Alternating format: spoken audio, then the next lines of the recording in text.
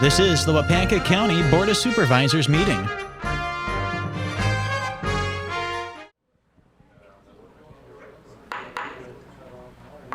Good morning, everyone. I will call this Waupaca County Board of Supervisors meeting to order, and it's Tuesday, January 21st, 2020. Please press your roll call buttons.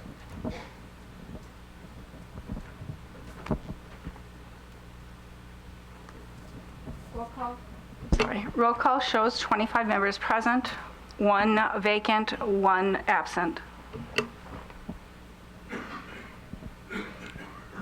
Clerk, Lodewagen, has the open meeting statement be legally fulfilled? Yes, it has. Thank you. Let's please stand for our silent meditation, followed by the pledge.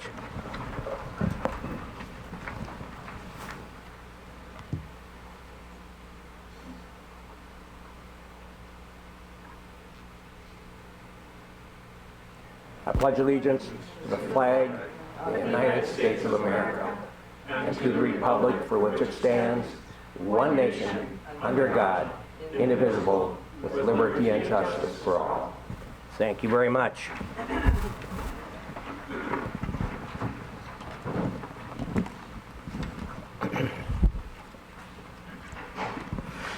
Okay, you all been observe the agenda. Is there a motion for approval? Supervisor Hendrick. I'll move to accept the agenda. There's a motion by Supervisor Hendrick for acceptance of the Supervisor Lair, I will second it. and a second by Supervisor Lair. Any questions or comments? Please vote.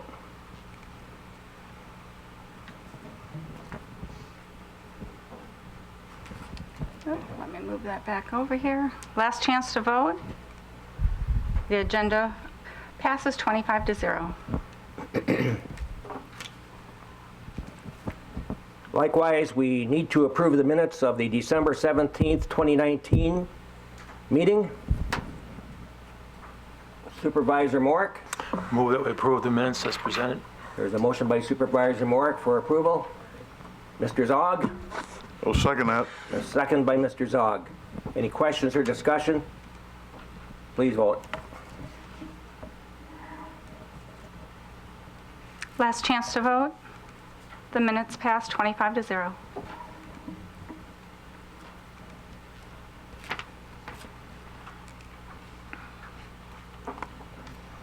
Okay, number 7, ordinances/amendments to the General Code of Ordinances.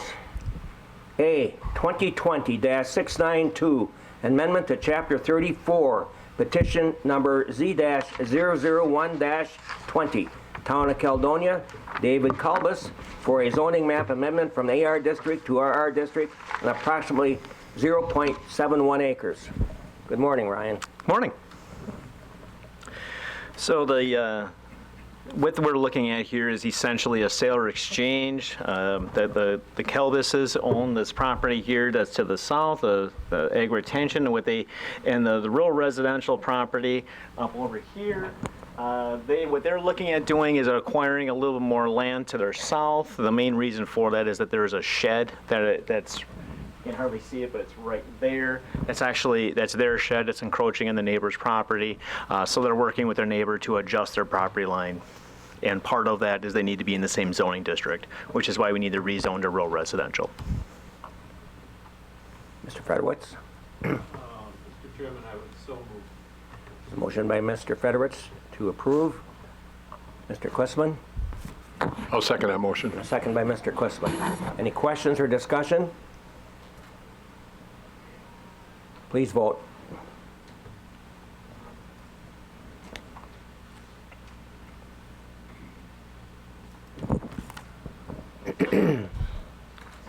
Okay, we're down to resolution.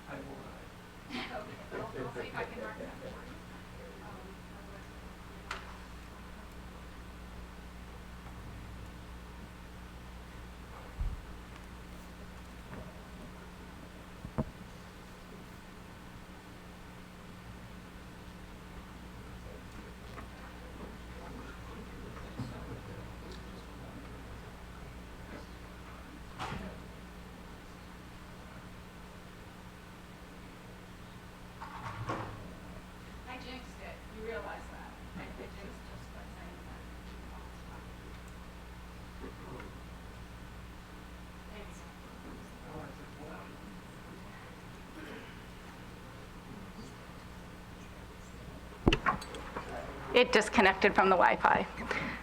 So last chance to vote, and it carries 25-0.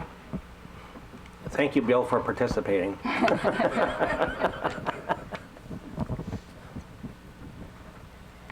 Okay, we are down to resolutions. 8A, this will require a 2/3 vote of the membership here, or 18 of us for approval.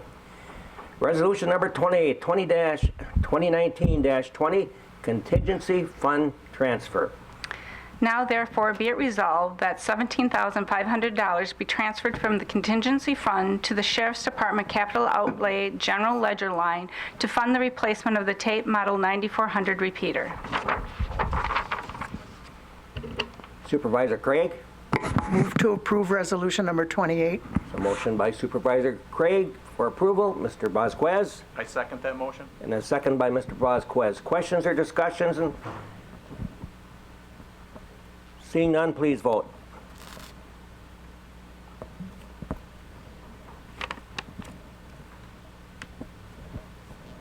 Jack, before I tally, did you have a question? I just want to make sure that was maybe just accidentally hit your request. Okay. Last chance to vote. That motion carries 25-0.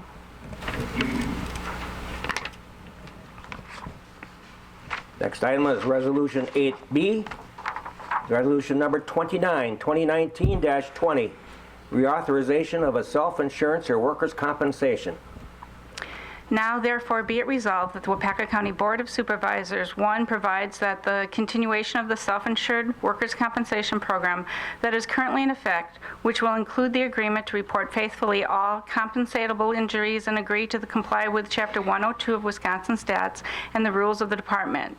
Number 2, authorizes the Human Resource Director to forward certified copies of this resolution to the Workers' Compensation Division, Wisconsin Department of Workforce Development. Supervisor Gerald Murphy. I move that we approve Resolution 29, reauthorization of self-insurance of workers' compensation. Okay, there was a motion by Gerald Murphy for acceptance. Is there Supervisor Johnson? Second. A second by Supervisor Johnson. Any questions? Discussion? Let's vote.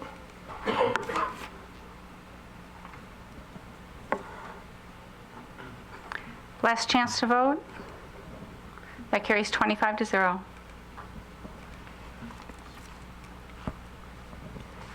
Okay, reports 9A. Introduction of our new Chief Medical Examiner, Kathy Wagner. Come forth, Kathy, and tell us a little bit about yourself.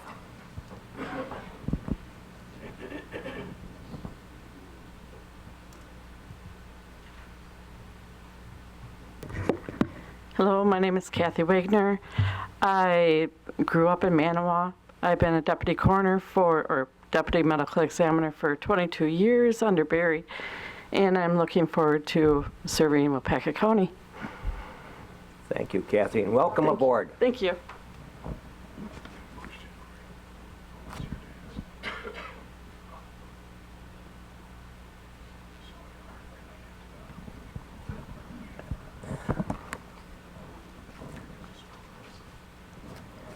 Okay, next we have on item B, the Greenway Commission update by Supervisor Vasquez.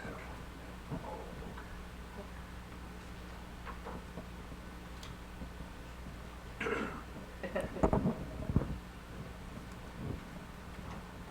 morning, everybody. Good morning. The last meeting we had of the Greenway Commission, they asked if I would come up and just give everybody an update. Just a reminder, what we do is promote and support the quiet sports in Waupaca County. Right now, we're ready to start slowly letting people know that we're out there. We should be ready to take applications to give out our grants towards the end of April, early May. So if you know of any groups that are planning on building any trails, walking trails, biking trails, canoe or kayak exit points, entry points, that type of thing, we can help with that. Our group will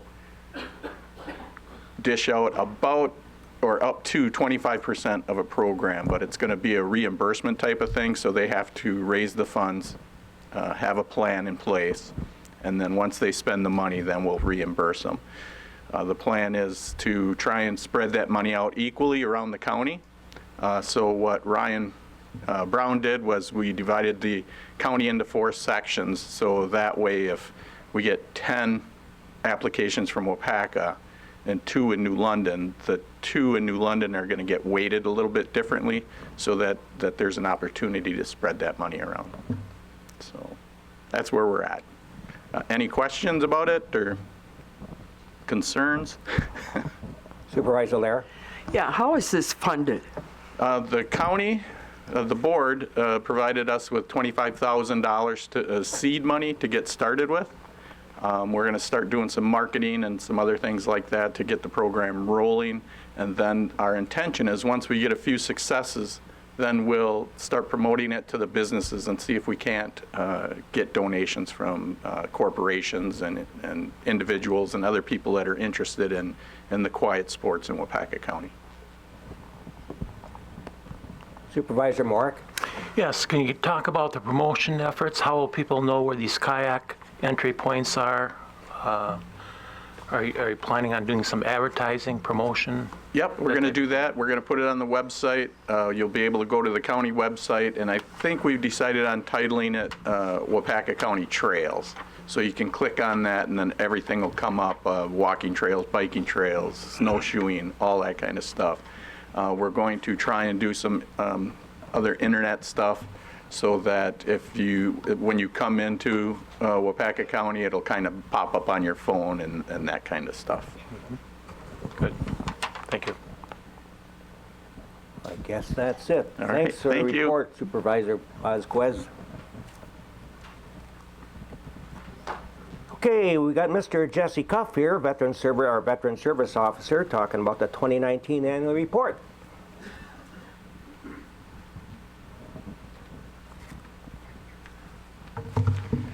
Good morning. Good morning. Mr. Chair, thank you for allowing me to present the 2019 Waupaca County Veteran Service Officer Annual Report. Please note this presentation, of course, is not a complete review of the written report that you've received ahead of time digitally.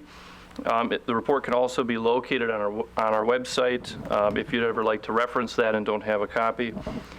This brief presentation, rather, is just meant to provide some operational highlights to you and also give you a more general understanding of our office and what we did last year. So, of course, our mission, the Waupaca County Veteran Service Office, has been in operation since 1934. The concept is to provide a local veteran to advocate for and assist local veterans. And, of course, their dependents often don't go recognized enough as the dependents. Currently, the office is composed of 3 full-time employees. The annual cost to the county to fund this program in its entirety of operations is approximately $250,000. Cindy, our senior benefits specialist, has been with the county for over 30 years, and many of those years in the CVSO office.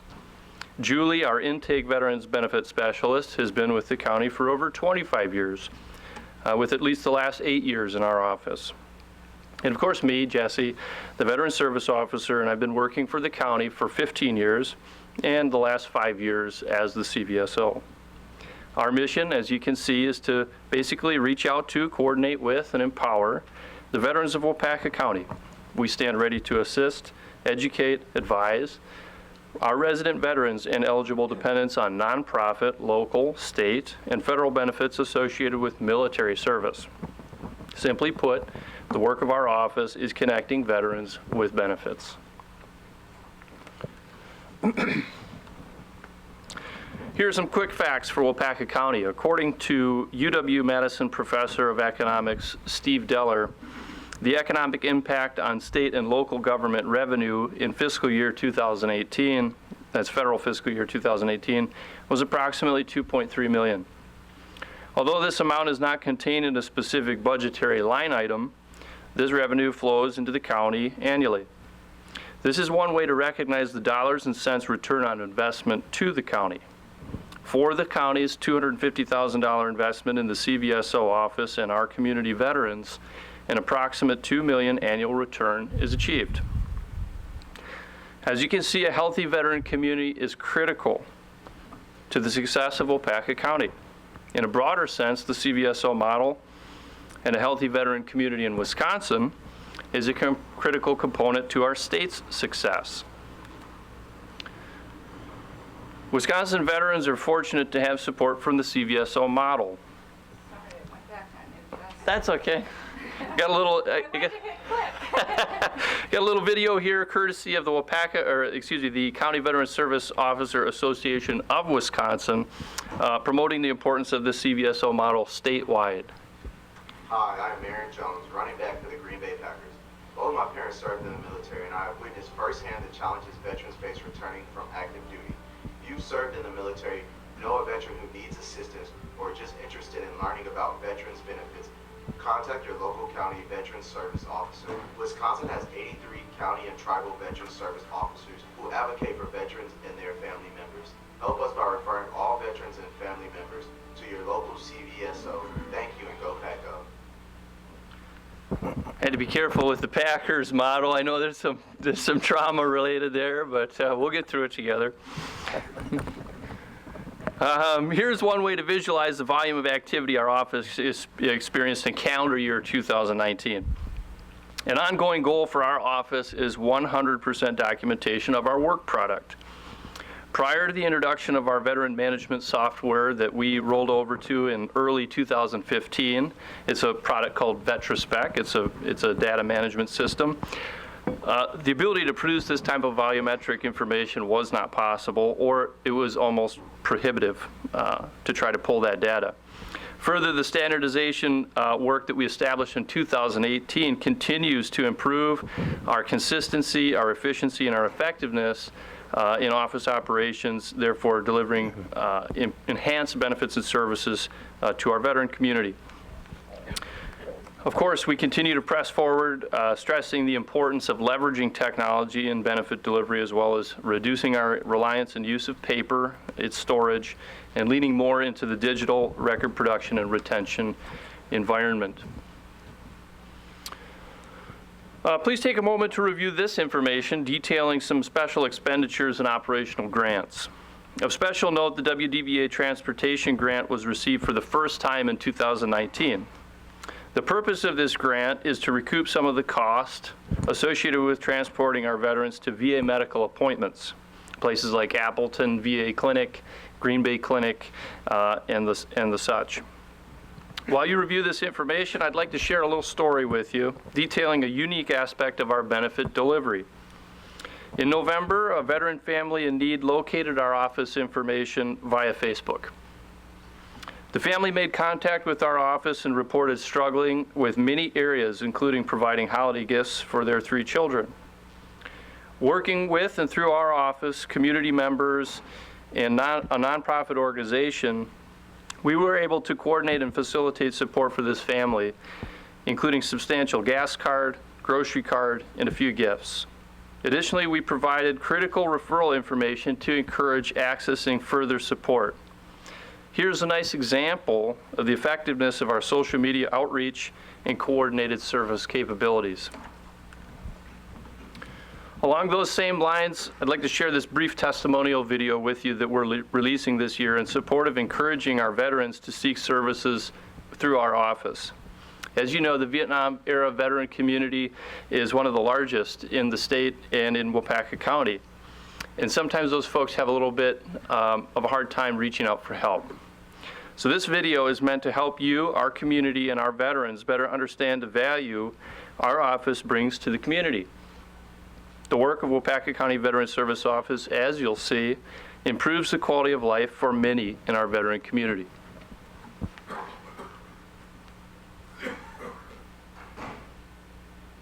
We were so close, Jill. My name is Tom LaRue.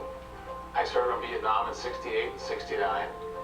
I served in the Saigon area basically, but I traveled the entire country.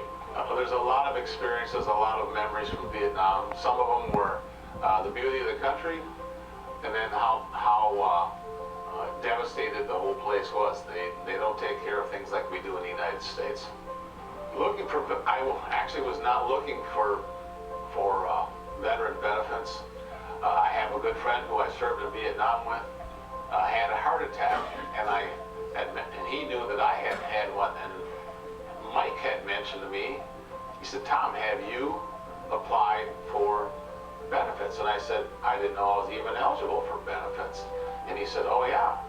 And I said, "Well, what do I have to do?" And he said, "Well, get a hold of your local veterans officer and start the process." That being said, I happen to know Jesse Cuff because he had the fitness center, and that started the ball rolling, and I can't say enough nice things about what him and his staff did to facilitate me getting the benefits in a more than a timely manner. In less than 2 months from the time I actually talked to Jesse, I believe I had a check deposited in my checking account, which was amazing. Yes, we had to go through some exams, medical exams, which I did. They were set up, they were easy to do.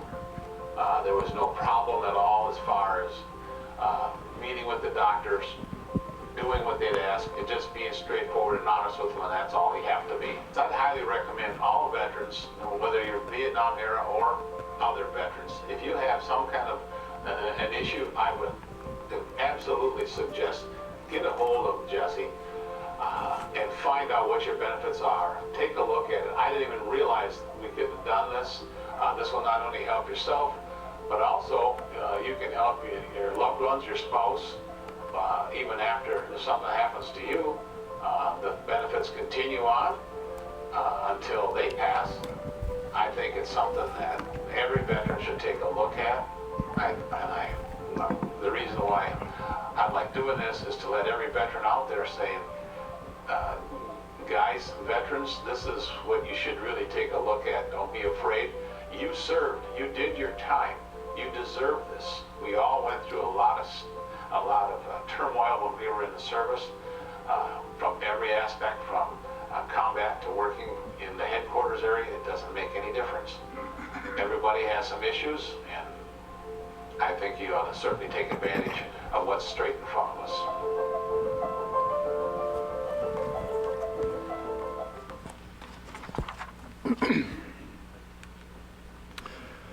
Okay, Mr. Chair, thank you once again for allowing me to present the 2019 Waupaca County Veterans Service Office Annual Report to the Board. Additionally, thank you for choosing to continue to fund the activities of our office.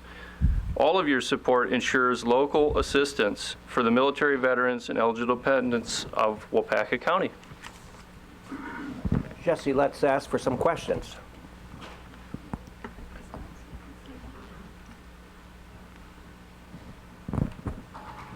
Any questions?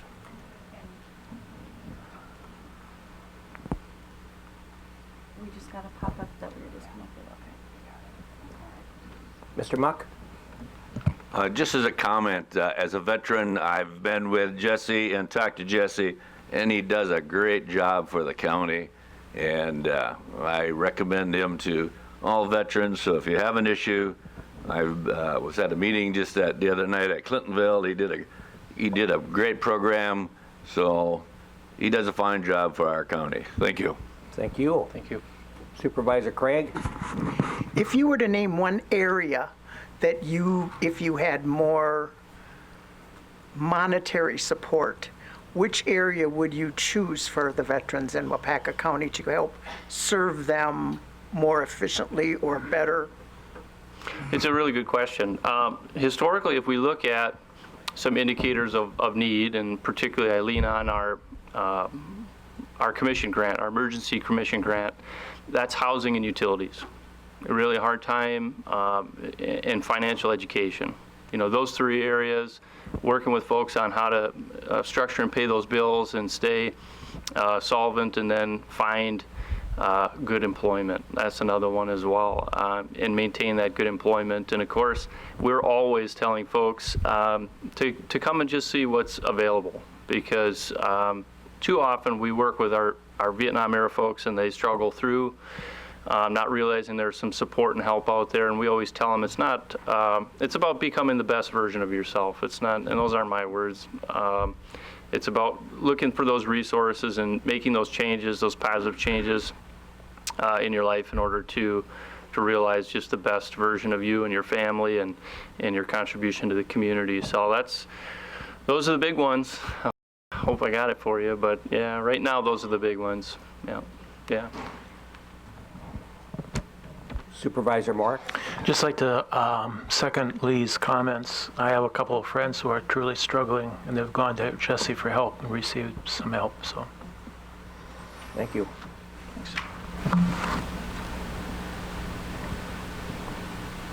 Thank you, Jesse. Thank you. Great report, and thank you for the great job you do. Thank you.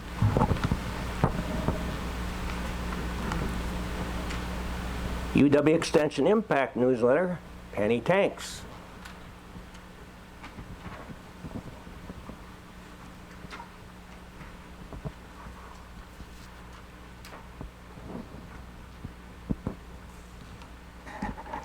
Good morning, everybody. Morning. I would just like to highlight, I had shared with the county board members, and there are copies in the back as well, our most recent extension impact report for our UW-Madison Extension office. And on the front cover, I'd like to highlight some of our 4-H awards. I'm the 4-H program coordinator, Penny Tank, and I work with the 4-H program across the county. And this year, we were lucky enough, we had submitted an award for a statewide Outstanding Volunteer Award. And Sarah Conespel from New London, she is a general leader of the Sandy Knoll 4-H Club, which meets down in Reedfield. They're our largest club in the county. And Sarah also helps a lot at the county level. And she most recently has been on the Fair Board as well. She's just involved in a number of things. She was selected as the statewide Outstanding Lifetime Volunteer. And so that's a great honor. She was recognized back in November at a statewide conference that we had attended, and her nomination will also go on to possibly be recognized at the national level. And so that's just really exciting for one of our volunteers to receive that type of recognition, and the letters of recommendation that came with that from the people that she works with were just great to see, and the impact that she does have on the youth within our program. And on the back page of the report is continued with Waupaca County Volunteer Awards. We also had our local volunteer banquet, and we give out a number of leader awards for, we have volunteers that are new leaders at 1 year, and we have one volunteer with 54 years of service. So we have, all years in between of adults that work with the young people in our program and serve as role models and mentors to those youth. And Carrie Riley, here from just outside Waupaca, she received the Distinguished Service Award, which is a citation from the legislators. And Melissa Fisher from Tri-County 4-H Club down in Fremont, she was selected as one of our Volunteers of the Year. And also Ted Bagalki from Sandy Knoll 4-H Club, he's from the Reedfield area. He was also selected as one of the Volunteers of the Year award. And so it's just great to be able to recognize those adults that help with the outreach of our program and touching the young people in our county. Additionally, on the inside of the newsletter are some highlights from other extension educators in my office. Greg Blondie, I believe, was here back in December and gave a report, and he has an article about a cropland rental fact sheet. That's a question he gets very often, of how much it costs to rent land and all the factors that go into that. And so you can take a look at that, along with Christy Gabrilska from our nutrition education program, with some great things that are happening with the farmers market in Waupaca, being able to accept credit and debit cards, and also SNAP money, the Supplemental Nutrition Assistance Program. And the last sentence shows how much money came into the farmers market from being able to accept those types of payments, which is great. And also Sandy Lang, our human development and relationships educator, had led some parenting classes in New London that she highlights. And Jessica Beckendorf, our extension community development educator, has been working with a local voices network, which I know a few of you have been involved with at different levels. And so she has a Wordle there that shows some of the topics that they have been talking about in those conversations within the county. So if anybody has any questions, I'd be happy to answer them. And I just appreciate the opportunity to share some of the work that's been happening in our office and the outreach in the county. Questions for Penny? Guess not. Thank you, Penny. Thank you for the good job you do. Thank you.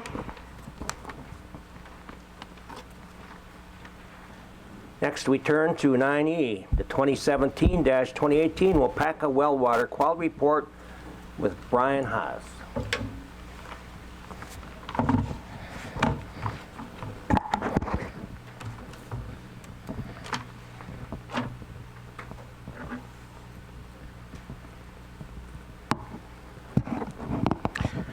Okay, thanks for the opportunity to talk about a project we did in 2017 and 2018. Testing private well water throughout the county. Just a little acknowledgement. We had a lot of help in this from UW-Stevens Point Center for Watershed Science and Education. They were the testing lab. Kevin Masaryk over there is a groundwater specialist. As part of this effort, he wrote the report. I think that was sent out to you last week. It's still a draft report. Got a few things to clean up on it. And we also had some assistance from East Central Regional Planning in their technical assistance project, which really meant that Todd Verbumen came and helped us out with the actual test nights. He's done a lot of that around the northeast Wisconsin area. So, a little bit of background about this. Late in 2016, early 2017, the Land and Water Conservation Committee had a desire to establish some baseline private well data throughout the county. There was a lot of things going on around northeast Wisconsin. The Door-Kewanee area regularly was in the news then. They still are today, with lots of E. coli contamination related to manure runoff. Our neighbors to the west, Portage County, they were considering a groundwater plan, a county plan, and were undergoing a testing program of their own. The folks over in Wood and Juneau had been experiencing some high nitrates due to manure spreading on the sands over there. And looking into it, the last time we had really done anything like this was in the mid-90s, 93 to 97. UW Extension had done a WaterWise program, which tested around the county. And, you know, there's some data that comes into the lab. Stevens Point continually collects data, but it's sporadic. People that test their wells tend to test often, but the amount of people that actually test is rather small. A lot of folks just go through life without knowing what they're drinking, and we have, to our best guess, about 13,000 private wells in the county, many of which probably have never been sampled. So the objective here was to just provide a current assessment of our well water quality in the county. So just a little bit of background here on why this is important.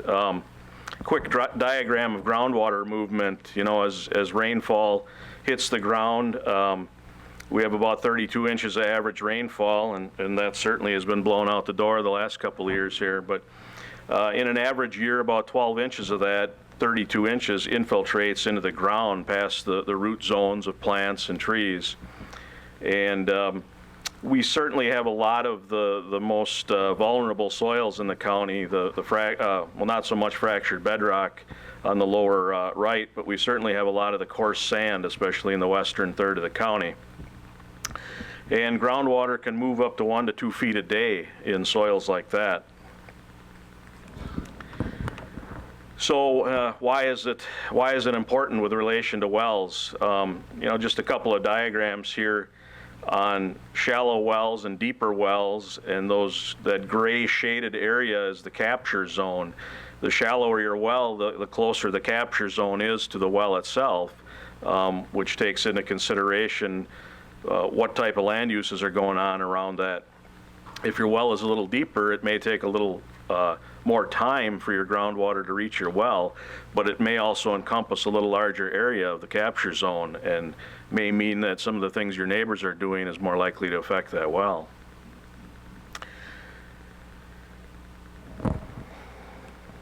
So I heard this asked once or twice already today, how did you fund this? For those of you that remember, back in 2008, the Morgan Werner West transmission line came through Waupaca County, mostly in the town of Matson, Embarrass, Clintonville and area, and a little bit in the town of Lebanon.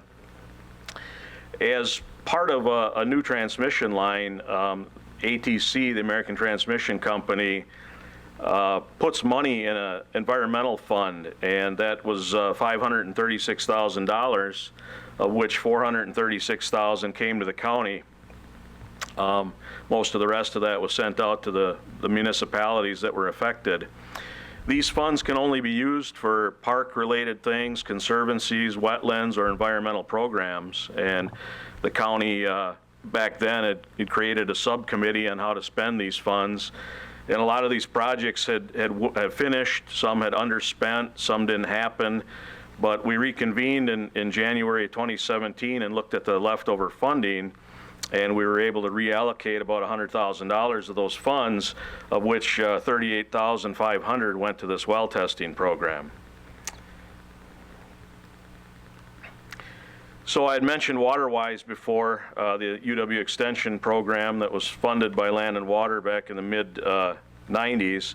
This is just a look at the participants in the county for that program, and it was a little bit, because it was a volunteer program, it was a little bit uneven. You notice around the chain of lakes, there's a lot of hits there, a lot of people sampled their well. When you put a program out there for the public with no restrictions, you tend to get more data around population centers. You look up in the town of Harrison, they had 4 participants in that time frame. That speaks a little bit to their population, but it just also speaks to, maybe a little bit of laissez-faire attitude towards that. So they had done 810 samples in that time frame. And like I said, Harrison had 4 samples. On the flip side, the town of Farmington had 71 samples, or almost 10% of that effort. Town of Dayton had 61 samples, so 7.5% of that effort. We tried to do this just a little bit differently in 2017 and 2018. We wanted to create a more even distribution of these well samples and try to hit some more of the rural areas that we hadn't seen data from. So we went by the square mile, which also coincides with sections, if you're familiar with the town map. There's 756 square miles or 756 sections in the county. And we set some parameters. We do all of this with GIS to try to randomly pick the people. We set a parameter of a $50,000 value on the improvements. We were trying to cut out small seasonal structures, hunting shacks, that type of stuff. We know those folks have wells, but we also know that they're probably not used on a regular basis. So in the end, what we did was we would send out letters to the randomly chosen people. We'd give them about a week and a half to respond. And within that square mile, if we didn't get a response, we sent out a second letter to another landowner and gave them 10 days to respond. In some cases, it took us 4 or 5 letters to actually get somebody willing to test their well in a specific square mile. The map you see up here, the black squares are actually sections that didn't have a residence that was valued over $50,000, so we had basically nothing to pursue there. And the yellow squares were sections that we did not end up getting a sample out of. But in the end, we had a 75% response rate. We were able to sample 566 square miles or sections. We actually had 1,619 samples, or 600, I should say, 19 samples. We had some duplicates because of the way we pursued that with letters. Once in a while, somebody'd call up and they'd say, hey, I was on vacation, I got this letter. We didn't turn anybody away. We didn't want to create any hard feelings. If somebody was willing to sample, we took it. So we had some duplicates in the effort. Notice Harrison got a little bit better up there. We had 17 responses this time, or about 50% of the township. So this is just a map of how we went about doing this. Even the lab at Stevens Point only had the capacity to handle about 100 samples in a week, or in a one drop-off. So we divided the county up into roughly groups of 3 townships, and this is how we went about doing it. In 2017, we did groups 1 through 4, and in 2018, we did groups 5 through 7, and roughly had about 70 to 105 samples each time out of 3 townships. So it was a little bit of a rough start. If you remember, June 14th, I believe it was, of 2017, that was the night the heavy storm damage came through in the southwest part of the county. So what we would do is we had people come to a central drop-off point. I think it was the town of Dayton Town Hall that night, pick up their sample bottles, and then we'd be there the following night for them to return them. Samples had to be kept on ice, and they're temperature sensitive. That very first night was the afternoon the storm hit, and a lot of the people couldn't, the roads were closed, you couldn't get through to the town hall, so it was a bit of a challenge. We made up for it the second night. We were still able to get over 100 samples out of that 3 township area.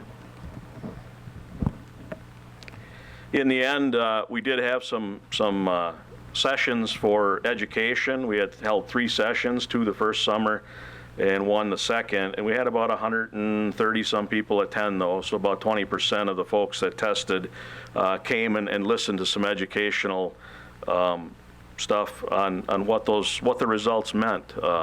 What we saw is a lot of the folks that had some bad results, especially with nitrate or bacteria, would show up at those sessions. So here's a list of what we tested for. This is what's referred to as the homeowner package. The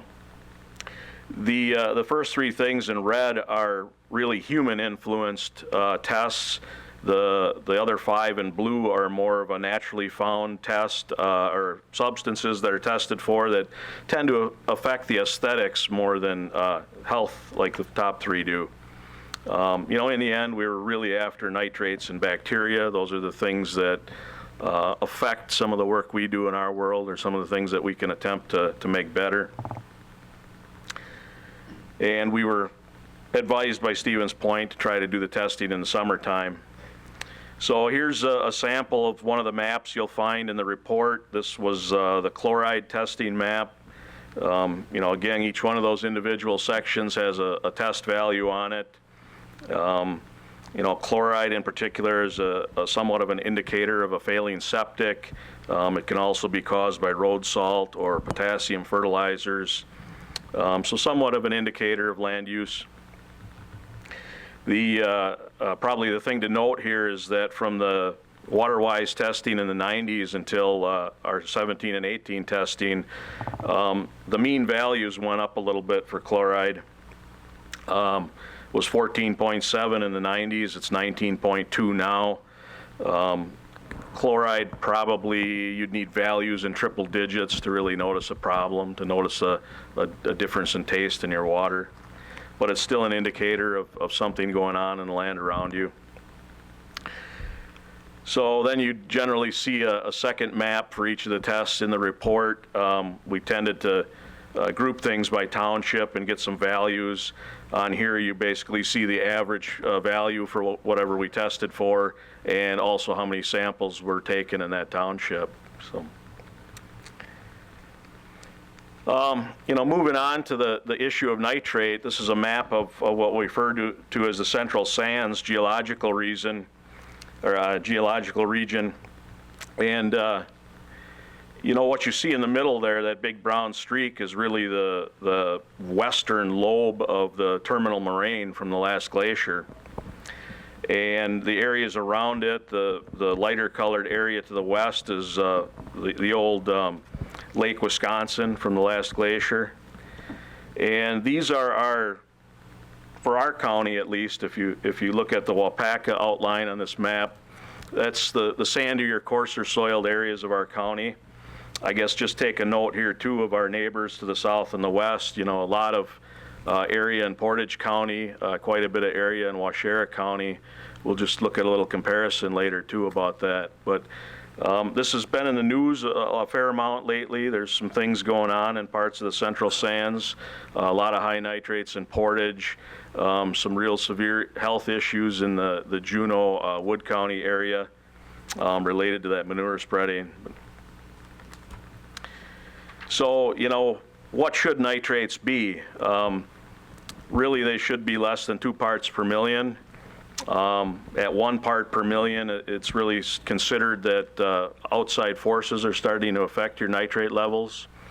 2 parts per million is considered the preventative action limit, and 10 parts per million is the federal drinking water limit. They certainly don't recommend babies to be drinking water over 10 parts per million. There's starting to be some studies out there that talk about cancer risk above 20 parts per million. So here's our nitrate results for Waupaca. You know, you can see that western edge is a little bit higher in general in our sandier soils. Oddly enough, the town of DuPont has quite a bit of high test up there too, and that's a little bit of an oddity since it's heavier soiled area, but more clay soils there. Just the township by township average for nitrates here, what we'd expect. The western side's a little bit higher. Town of Lebanon's another one with elevated nitrates. That's a township where you see a lot of land use conflicts. You know, a lot of agriculture and a lot of rural housing together out there, probably more so than many of our other towns. But so just to look at what's going on in our neighboring counties, Portage County did a similar sampling exercise in 2017. They sampled in 4 square mile grids, partly because of the cost of doing this. You know, the county was basically footing the bill for this. They ended up with 214 samples, I believe. But so as you note, you know, if we look at their township summary here, they've got 4 townships that have average well values over the federal health standard. Get to that one. 4 townships that are over the federal health standard, and a couple more that are very close to it. So, you know, while we have some nitrate issues, we are a little bit better off than our friends to the west. Just to look at Waupaca County, they're in the process of doing a study like this right now. They divided their county into thirds, and they've tested 2/3 of it the past 2 years. They're going to do the last third this year. The interesting part of this is they've yet to get to the third of their county that's in the Central Sands primarily, and I think they're going to see a lot higher results this coming round of testing. So here are the results of our, looking back at our mid-90s testing and our 2017, 2018. If you look at the 10 part per million level, we're going up. That's not a good thing. However, the statewide average is also about 8 to 9 parts per million. So we're not that far off the average. When you compare us again to Portage County, things are certainly better here. And then Waupaca, you know, they've got a pretty low number in that 10 part per million area right now, but I think that's going to go up dramatically when they survey the last third of their county. Another one you may hear about, they've been in the news a lot lately, is the SWIG study, which is down in Grant, Lafayette, and Iowa counties. They were in the news in November and December because they were actually trying to restrict the access to this study. Almost wound up in court over a First Amendment issue. But they really their numbers aren't that bad with respect to nitrates. One of the things they did that caught the attention of the press was they also had their bacteria results wrapped in, and then they had about 45% of the wells they tested had one or the other, and sometimes that's presented a little bit poorly in the media. But our own bacteria testing was relatively good. We had 22% have coliform hits, and when that's done in the testing process, they immediately then test for E. coli, and our actual E. coli was only 1% in the county. So, and quite often, while that could be related to human or septic or animal manure, it's more likely related to the actual well construction. Many of your older wells that have pits in the ground, that type of construction ends up with bacteria problems because things can get in there. So what's next? In December, the Natural Resources Board approved a scoping statement to open up Administrative Rule NR 151. That'll start what could be up to a 30-month process to look at targeted performance standards for groundwater protection in Wisconsin. And certainly the Central Sands would be one of those areas they would look at, which would affect portions of our county. State Speaker Robin Voss had a bipartisan task force on water quality. Those recommendations came out about 2 weeks ago. And a couple of those things create some possible bills. LRB 4716 would create a $10,000 grant program for counties to do more testing. And LRB $50 million compensation fund. There's a compensation fund now, but it's only funded at about a fifth of that level. And this would open it up to a lower level of nitrate contamination and also possibly pay for some filter systems. Where are we at? We have about $7,000 left of that ATC fund that we set aside for testing. We certainly could use that as a match if those grants become available.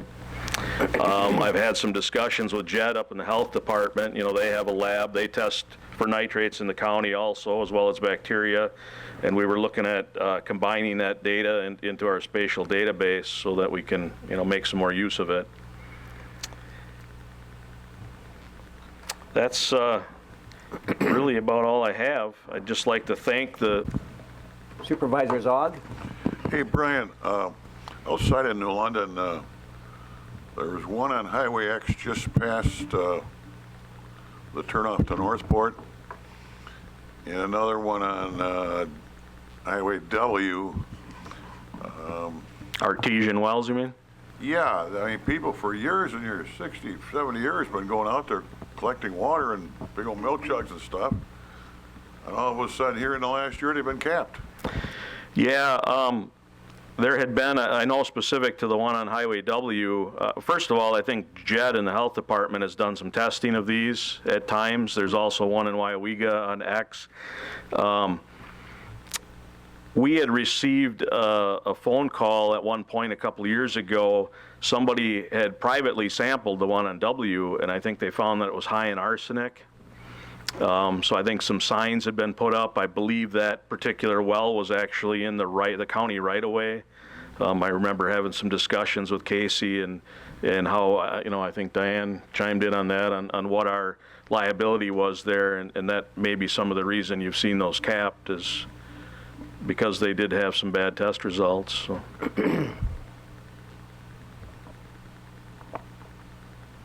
Any other questions? Thank you, Brian. It's good stuff, good information for us. Thank you for the great job you do for us.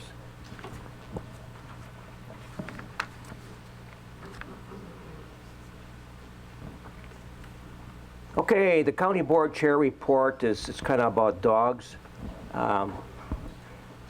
Had a lot of fun at our last program at the Breakfast Club, WTCH, and I invited Mr. Santiago, deputy sheriff, and Kuda, his dog, and they were the biggest hit ever. They were on practically the whole hour, and after we were done, he went out into the lobby, and CUDA was at its best. Every person at the radio station wanted to meet CUDA, and CUDA is really nice dog, and trained to listen to his boss, Deputy Santiago. He was on a leash, of course, because, as the deputy says, if I let him go, he'd be in every cubicle all over all this building in no time at all. In fact, there was a big box of things for the veterans home and clothes, and he got it. We forgot. He got in there, tipped that over, and he was searching the clothes. But very, very personable dog, beautiful dog, and he was one big hit. However, the funny thing about it is, I listen to the program regularly when I'm on the road coming here, and on Friday, Chief Dan Mall, Shawano Police Department, had their dog on, talking about their dog. It wasn't fully trained yet. It's got to go through its apprenticeship or whatever, how they do it different than the county. But yeah, and so there was a lot of dogs up at the WTCH and on for a whole hour. I know a number of you are going to the meeting, WCA meeting in Madison, legislative conference. That's good. Make sure you come back with some information you get up and tell us about.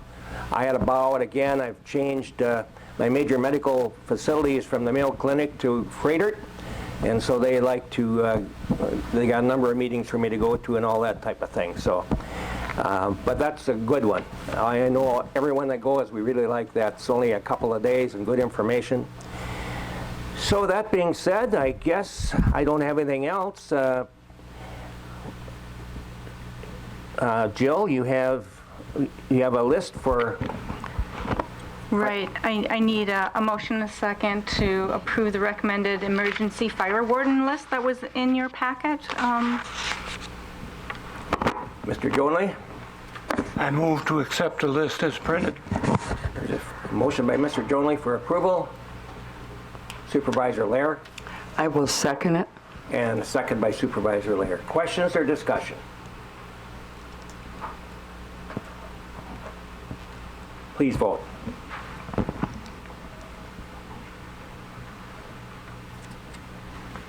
Last chance to vote. That carries 25-0.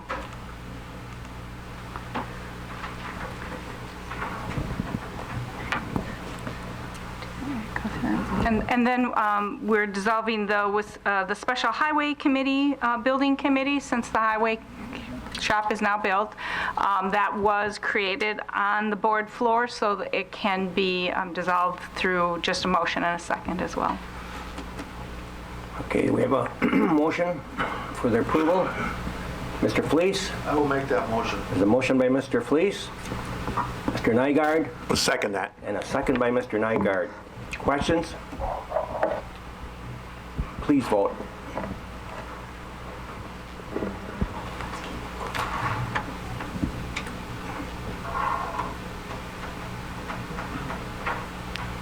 Bill, is your system giving you problems again? Supervisor Jonley, is your system giving you problems again? Thank you. Last chance to vote. That's approved, 25-0. And we can't forget to thank Supervisor Rowan for the great treats this morning. Thank you, Dick. Need a motion to adjourn. Supervisor Hendrick? So moved to adjourn. There's a motion by Supervisor Hendrick to adjourn. Mr. Morick? Got that motion. And a second by Mr. Morick. We are adjourned.